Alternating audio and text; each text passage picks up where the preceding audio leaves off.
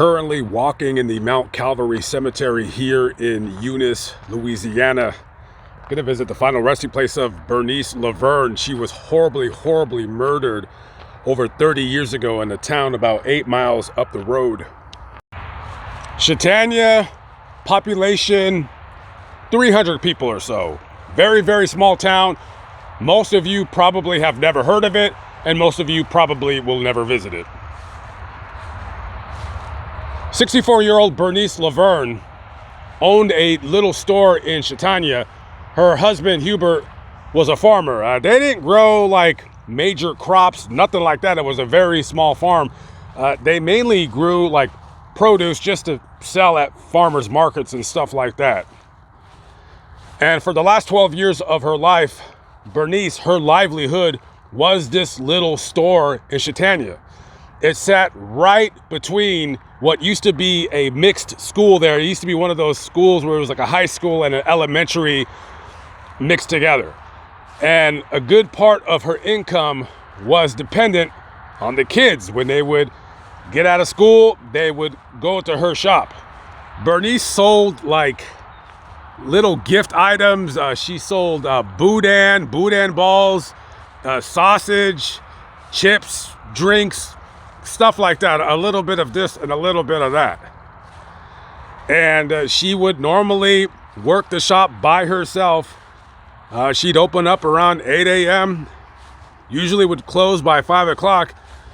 And sometimes after she would close, she would clean up the shop. She would restock items, so forth and so on.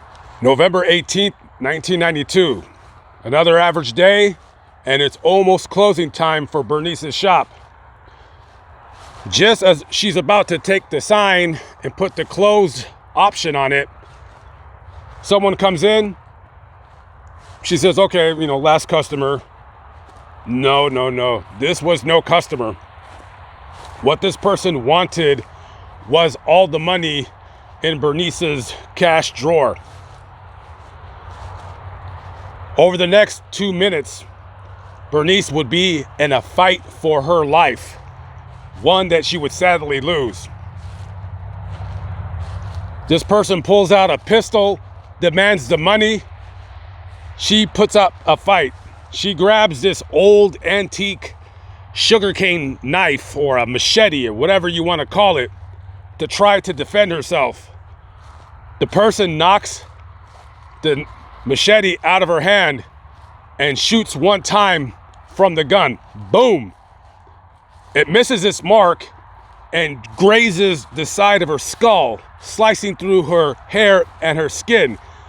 However, it made its mark enough to where she fell back and fell on the floor. This person takes that machete and proceeds to start slicing and stabbing and whacking her with it over and over.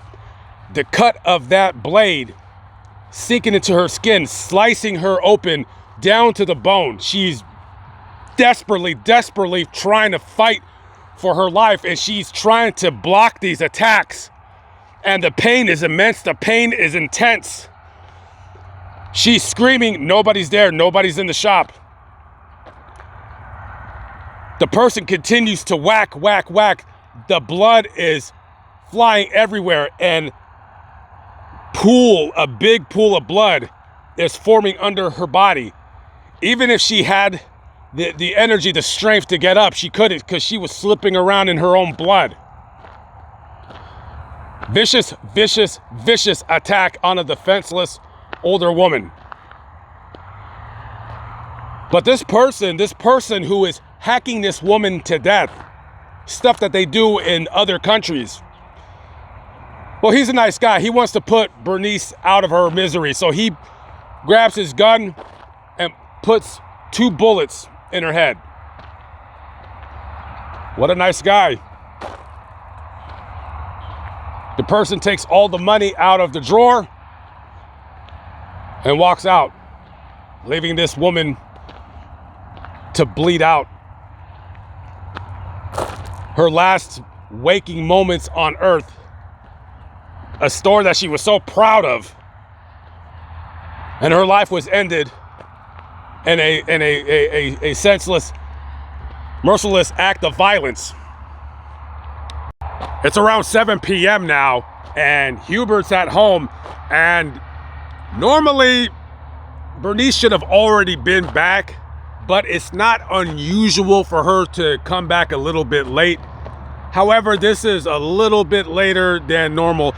He's probably thinking to himself, okay, she's probably gabbing it up with somebody, or it was very busy, because when she opened up her store, she liked everything to be bright, everything ready to go. That way she doesn't have to get her day started. She just opens the door, and there everything is. So he jumps into his truck and he heads into town. He pulls up to the front of the store, pulls into the gravel driveway, goes for the door. The door's locked from the inside. So he goes around back to the door, tries the door, and it's open. He opens the door, goes inside. Bernice? He's calling for his wife. Bernice? He goes into the store, and what used to be his wife, now just a body, what he could barely recognize his wife. Blood absolutely everywhere. Looks like a horror scene. At the time, Police Chief Paul Allen of the Chautauqua Police Department, he comes to the scene, and he's greeted by this grisly, horrific scene right before his very eyes. And Chautauqua is a little quiet town. If they get, usually if you call for police assistance, the county sheriffs of Evangeline Parish, they're usually the ones that come in. There's only 2 or 3 cops in that entire town. So he calls up the sheriff. At the time, his name is Wayne Marin. So Sheriff Wayne of the Evangeline Parish Sheriff's Office, he comes to the scene, and it's like nothing he's ever seen before in his entire life.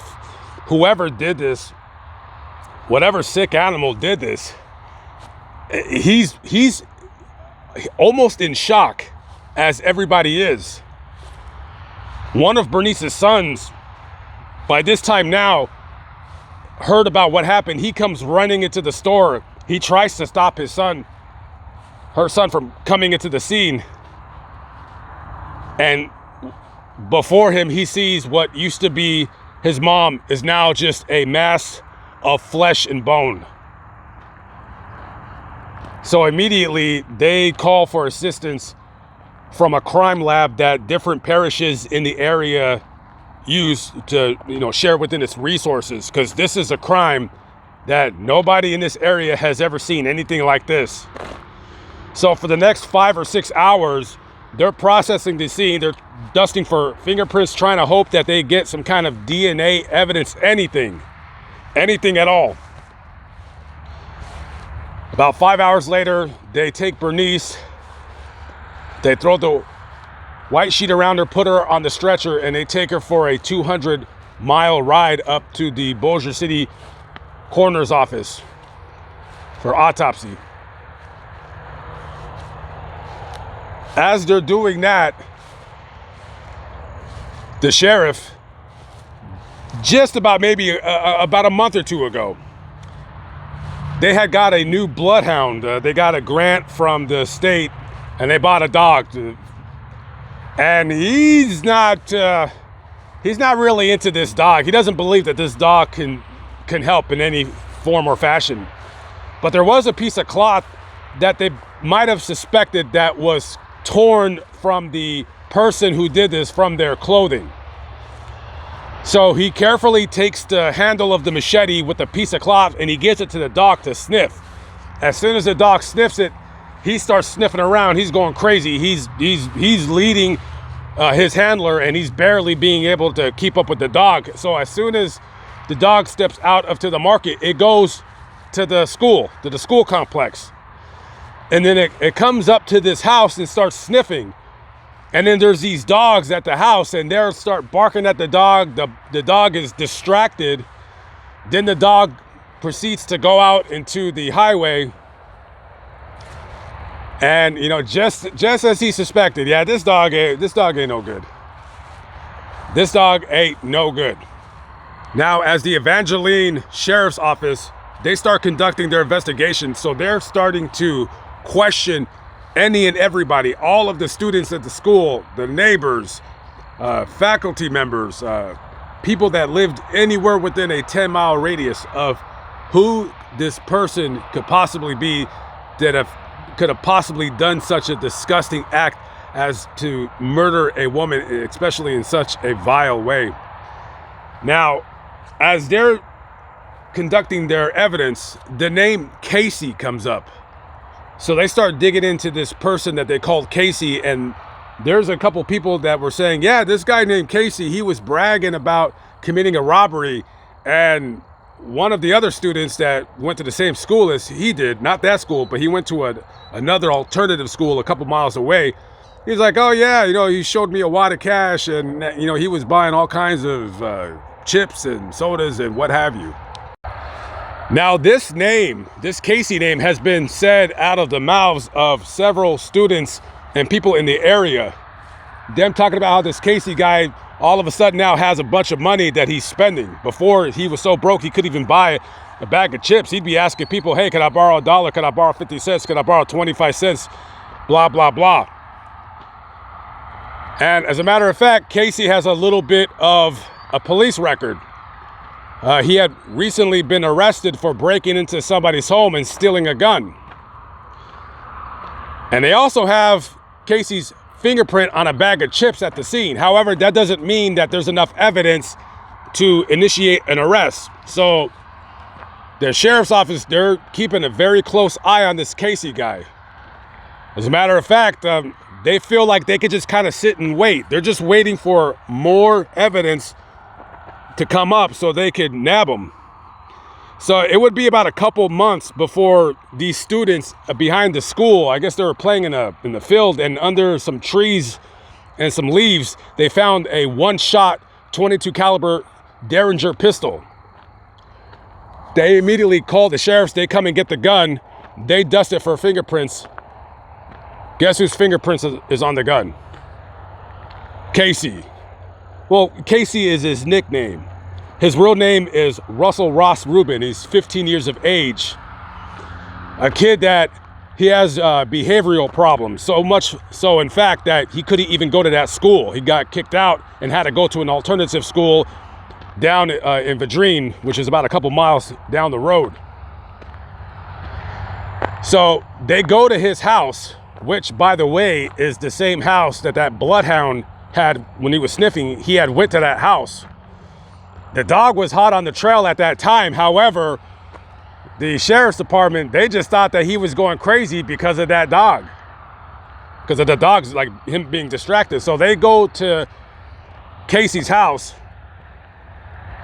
Russell Ross Rubin, and they grab him, take him down to the station. He denies doing the crime. Even though several people have said, yeah, he was bragging about having committed some kind of robbery. He didn't brag about committing a murder, but he was bragging about committing some kind of a robbery. So they had took him to do a couple lie detector tests, and he technically failed the test because he couldn't keep still. He couldn't keep from fidgeting, and I guess you would call the test inconclusive. So you have some form or another of DNA evidence. You have the fingerprint of the bag of chips at the scene. You have the gun that was used that matched the casings from the scene. I don't know if they were able to do a ballistics test. I didn't read that part in the story. But no, they do have the gun. They do have the gun. So just as he turned 16, they indicted him for second-degree murder, which in Louisiana, it's worse than, I don't know, in Louisiana, a second-degree murder is the worst degree of murder. I don't know why they have it that way, but they do. So they tried him for the murder of Bernice Laverne, And I believe at first the trial might have almost ended in a hung jury.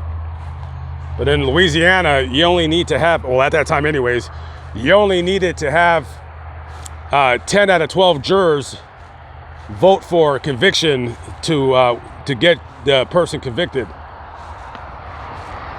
And so eventually Russell Ross Rubin was found guilty of Bernice's murder and was sentenced to life in prison, which is where he is still currently at to this day. And this is the final resting place of Bernice Laverne.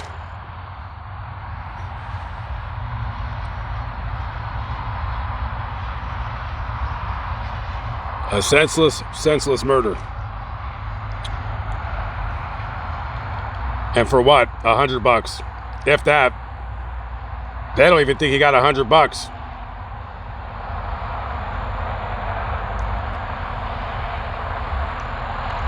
15-year-old scumbag spending all those years in prison